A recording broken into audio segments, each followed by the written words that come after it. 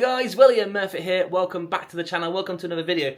Today I have a friend of mine, Hayden. He's just bought a new car, bought a mini diesel. He said he started it up and it's got a hell of a squeak, but then it went again. His wife's been driving the car to him from work, has heard a squeak, then it goes. The following day, didn't do it. This morning he's tried to do it again, didn't do it.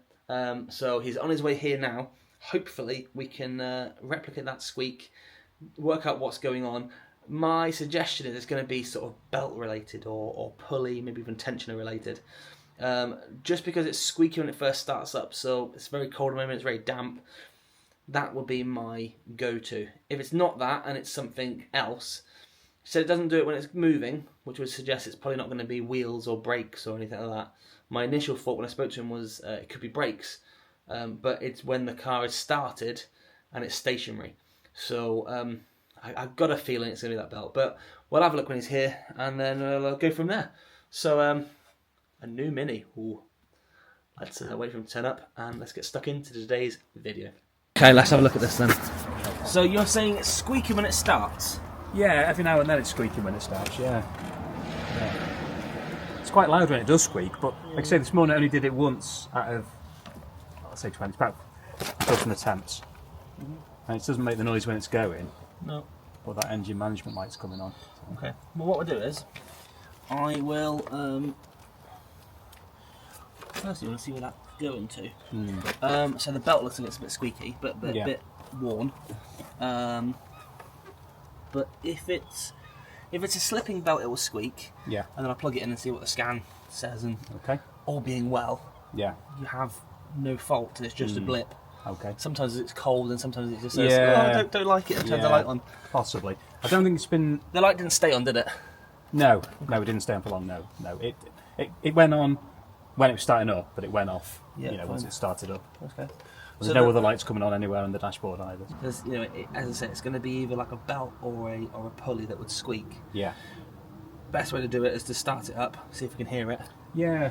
If we can hear it, fantastic. Yeah. If you can't hear it, then it could be a case of taking the belt off. Once the belt's off, start it again, see if you can hear it. If the noise goes, you know it's in that area. Then you can test each pulley individually by spinning them by hand and rocking them and see if there's any play or anything on them. Okay. But there's definitely signs of it has been slipping at some point, just with that stuff there. All dust and dusty, Do you want to start it then? Yeah, start it up. And all being well, it squeaks. I'm going to say it. Just make sure it's not in gear.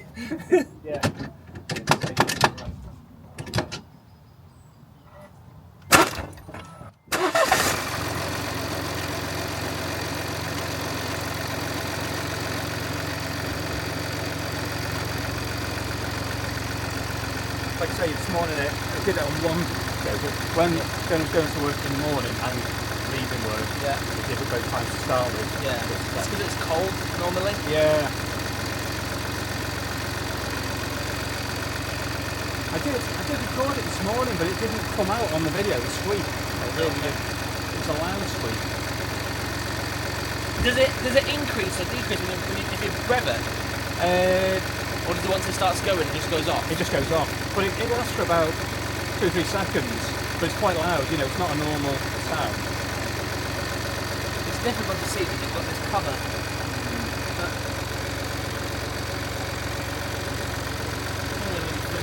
Cover. Yeah. Even if that's rubbing, but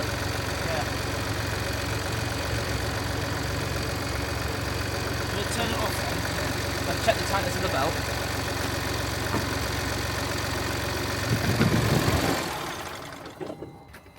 I wasn't sure how the noise would be, but it was loud. You sort of guarantee if I said, oh, it's okay, it'll be alright, I get home, the next time I go, it'll make the noise. Yeah. So, when I'm pulling it then, you can hear the tensioner like creaking. Yeah. Right. It could be that. The tensioner's on like it's effectively like a suspension spring. And as it rotates around, it's constantly doing this. As it's taking tension and slack out. It could be that, but I'm not sure. I think the best thing to do is try it a couple of times. There's just a lot of seems to be a lot of dust and debris. Yeah. It's not been used a great deal recently, apparently. No, okay. So it has been cold. Yeah. It has started okay, but it's made that noise. So you've recently bought the car? Yeah, I bought it just over a week ago. Okay. And then before you bought it, it's been parked up for a while, is it? Yeah, it's not been used a great deal. On and off, maybe used a couple of times a week. Well, it's just they bought another car, and it's not been used. They just ticked it over. That's fine. Should we try a couple more times, see if we can make it? Yeah. Can you make it squeak? But everything seems to be okay down there. Yeah.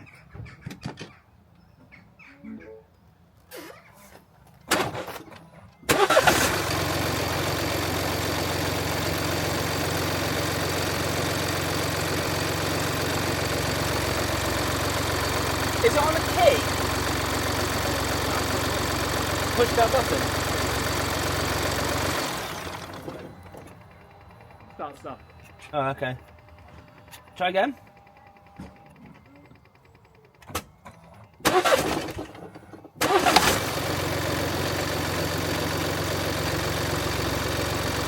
So out of interest, every time you're going to start it, does it always take 2 attempts? Well, sometimes, yeah. Yeah, not every time. That might be me, but... You haven't got a battery light on? No battery light. So what do you think? Puts in, mate.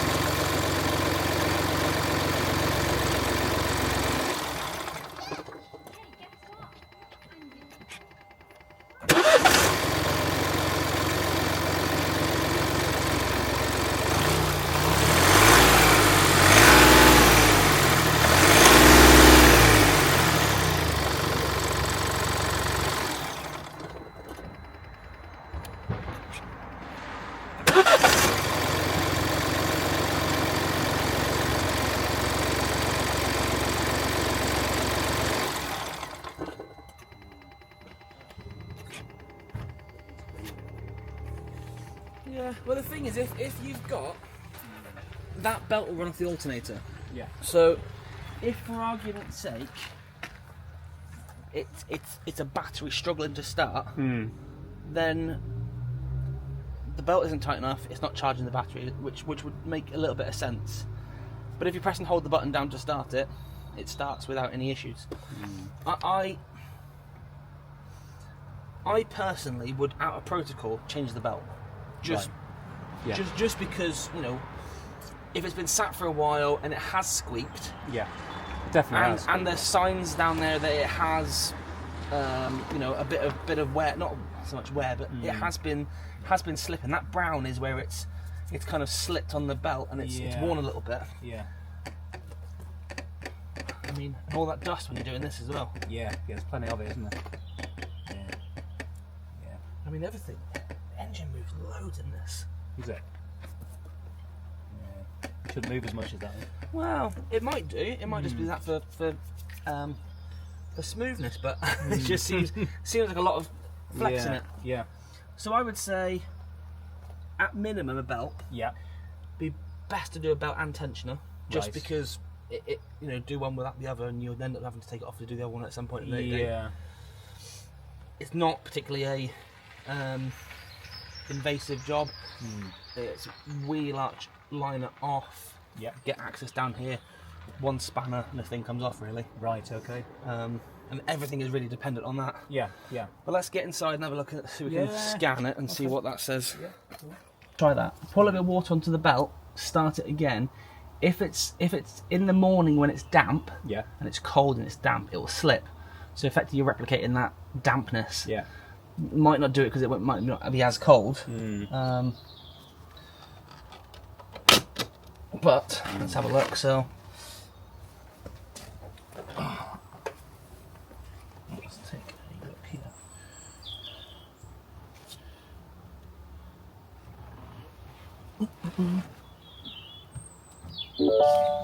Right. Mass airflows are too. So that's saying the airflow is too low. Right. But if you're. When was it last serviced? Do you know? Yeah. When was it? It was 24. It was, I think, towards like November 24. Okay. But I think it's only done like 4,000 miles last year, so I suppose they didn't think there was enough miles to do another service. That's fine. So it had been done every year from new. Yeah. What we'll do. Till last year. Let's do a full scan on this. If it's nice and simple, I like to whip the air filter cover off just to make sure the air filter's clear. Because sometimes people say, "Oh, just do this, just do the oil and filter, and that's classed as a service." Or just do the spark plugs and an oil and filter, and that's classed as a service. But some people never actually change the air filter. Yeah. So if your air filter is really dirty and it restricts the flow, you'll get a low sensor warning. Okay. It's a nice little car, though. Yeah, it's nice. Yeah. Right, scanning now. So what it's saying. That's a lot of faults. Oh. But it's not to say that the faults are still present. Yeah. Sometimes faults are stored, so if you have a fault and you don't clear it, if you replace a sensor for argument's sake, when you've got a fault with the sensor, plug it in, light goes off the dashboard, you drive, it's fine. It'll still potentially be stored in the car's system. Okay. So swell flap actuator, mechanically faulty, lever broken. Swell flap actuator position, long-term drift, swell flaps, power management, total discharge. So a lot of these could be caused if it's been parked up for a while and the batteries run low and the battery voltage is low. A lot of these could be stored faults through low voltage. Okay. The Cougar, when I replaced the battery on that, I had about 50 faults on the car, although there weren't actually faults present. Yeah. And they were all triggered because of low voltage on the battery. Right. Okay. But this could indicate as well if that belt's not tight enough and it is slipping, it's not charging the battery fully. Right. That could be an indication to low voltage. I understand. Yeah. Under voltage in vehicle, and then you've got a crash system, a safety module as well, which seatbelt buckle contact rear left open circuit, and supply voltage under voltage. So I would suggest that fault has been triggered. Yeah. Purely on the back of the battery being low or dead. Yeah. It makes sense. Yeah. And then with it a little bit hesitating to start. I don't know if that's because the button's not pushed down for long enough. But let's just go back into these. Get a report on that. Save that.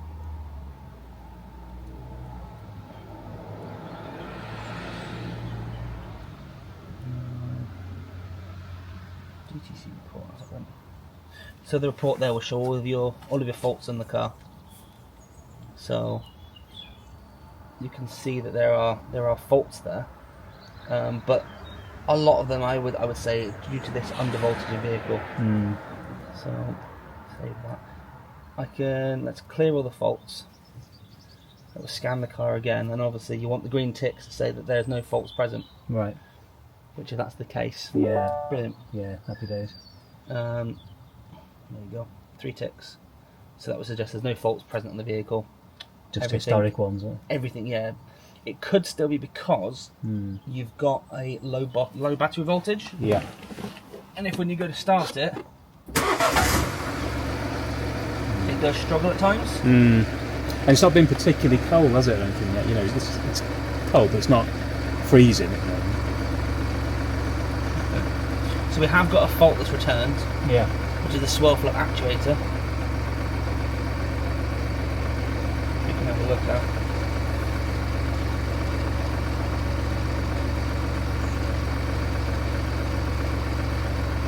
But I mean, I don't know how accurate this is, but it's suggesting that you're charging at 12 volts. Right. Which is low. Yeah. So that would be.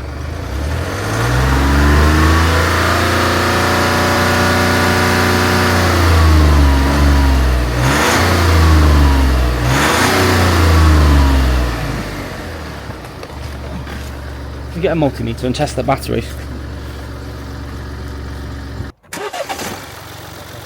I think what's happening, I think the pressing it in that motor scene, which is why it's sort of like popping and spluttering.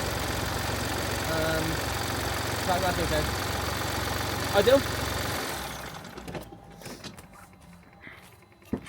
So yeah, I think that's probably the best way forward. Yeah. Get a picture of that reg. So I'll get a price for you. Yeah. Belt and a tensioner. Yeah. It won't be much.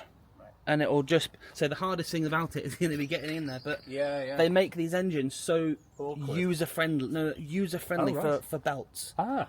Because, you know, I would imagine that if you're working these day in, day out, Yeah. you've probably got book time like 15-20 minutes. Right. You know, you take your car into a main dealer, they'll get on a ramp, done. Yeah. Because they're doing them all the time. Yeah. I didn't realise. I thought it would be really awkward to, you know, like newer cars and. This is why I said if you're doing it all the time. Yeah, true. Yeah, yeah. I've never worked on one of these before. Right. Okay. But I have no qualms of it being yeah. pretty straightforward. It's you know, you're looking at BMW engineering really. Yeah. You know. Yeah. Belt and tensioner. You're laughing. We'll check all the pulleys off while it's there. Yeah, great stuff. Yeah. I Um, really appreciate that. Everything else is working though, isn't it? Yeah, everything's fine. There's no other lights coming on. I say just that one time when it came, did screech, the engine management came on. Yeah. Otherwise, it's fine. No other lights come on. I drove to Chester the other day and it on the 55, in 6th gear and everything. It was lovely. Yeah, it was going really well. Helps you actually touch it. So that's rested now 12.5 to 12.7 volts, 12.74. Yeah. So that's fine. That's okay. Good. You know, you might have things that are draining it overnight, like an alarm or a little flashing beacon or something like that. But you've never had an issue starting it. No. And I think the hesitation is just I think you're letting off too quickly on the button. Right.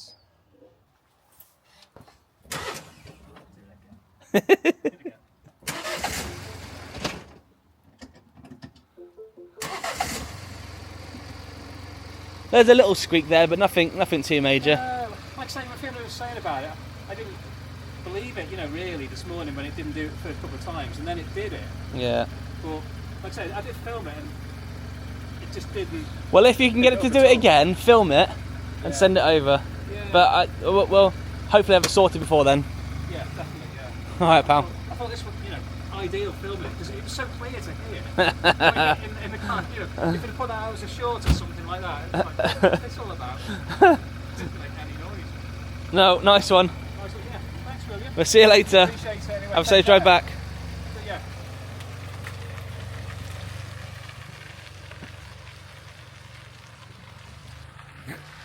So that was like the ultimate book a doctor's appointment, and your cough's gone. The car came in with a squeak. We could not replicate it to save our lives. We did try to replicate it by pouring some water on the belt. Didn't work. There's an awful lot of signs of, I guess, slippage or rubbing. Just like through dust on all the pulley and the alternator. So I've suggested replacing the alternator belt or the auxiliary belt and the tensioner. And fingers crossed that will resolve the issue. It's been parked up for a long time. It's got 60,000 miles on it, so I think that's going to be pretty much what's going to be the root cause of. But we'll leave that now. I'm going to order the bits up, and then we'll get the car back in. And I'm happy to help people out. So he lives up the road, so more than happy to help. And I've previously done the work on his Mini and all sorts. So we'll come back to this at some point in the near future, and hopefully, fingers crossed, we can work out what the fault was and rectify it. So until then, I'll see you later. Thanks for watching, and tune in next time when we're going to rectify the squeak that isn't present on this Mini. Thanks for watching. Give it a like, comment down what your thoughts are, and if you haven't done so already, please consider becoming a subscriber to the channel. Means a lot to me, and I'll see you guys next time. Take it easy.